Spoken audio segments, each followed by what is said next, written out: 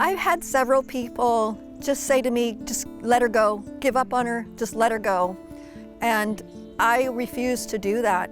I experienced bullying all the way from elementary school, I would say up to college even.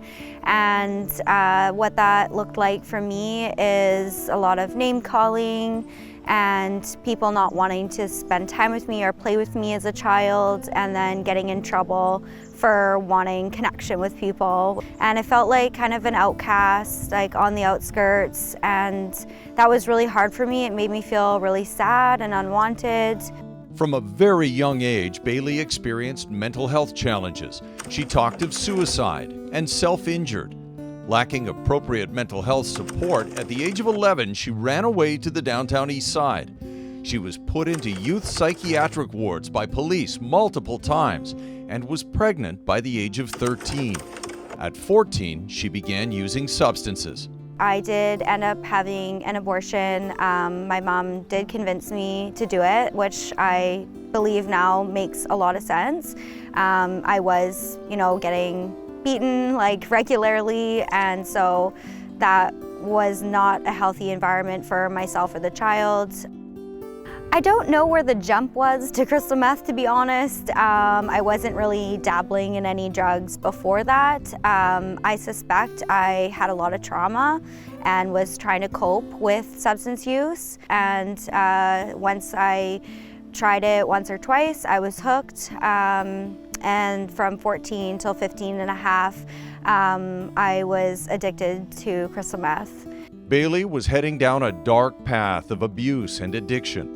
But news that she was going to become a big sister was the wake-up call she needed. But I really wanted to be a good role model for my sister and have someone to look up to. And so I quit using substances around 15 and a half, and I haven't touched any substances since. I was an outreach worker for Crystal Clear BC for 4 years. So it solidified my purpose when I was volunteering with Crystal Clear BC, because I saw the difference that it made to share my story with others who might be experiencing something similar, and it just really drove my passion and purpose. I got diagnosed with borderline personality disorder when I was 18, and it felt like I finally put the puzzle pieces together, like it made sense.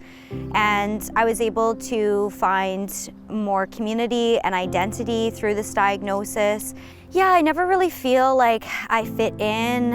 I felt like I was crazy, that there was maybe something wrong with me when I was undiagnosed with BPD.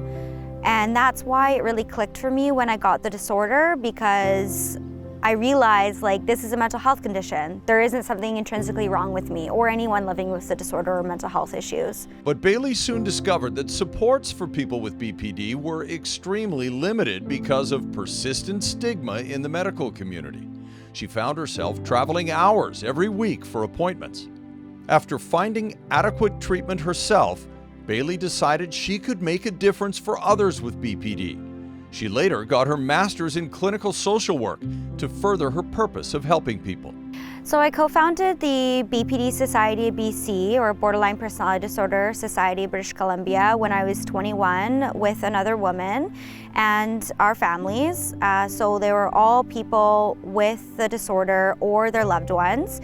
And we started a support group in Victoria. It was a small support group, and it just grew from there. I've known Baylie for about 4 years now, and I met her by accessing the services of the BPD Society of BC, as I was having some mental health struggles at the time. And I was greeted by Baylie and her mother at the first meeting, and they were very warm and welcoming. And then as the meeting unfolded, I found myself,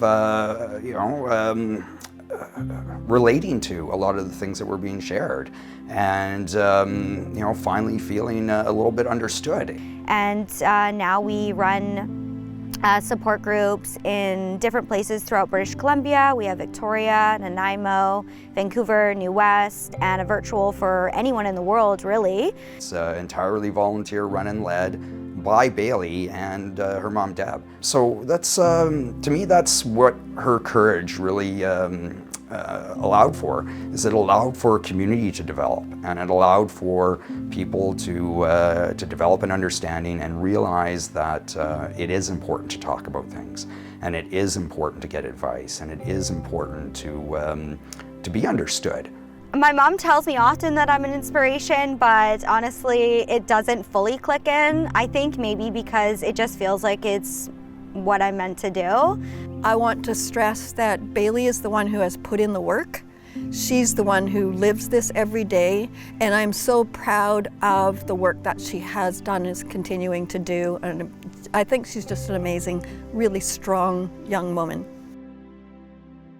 I share my story whenever to whoever, because I think it's important to share my story of lived experience, to give hope to other people, for people to know that there is the possibility to have the courage to come back and that you can lead a meaningful life.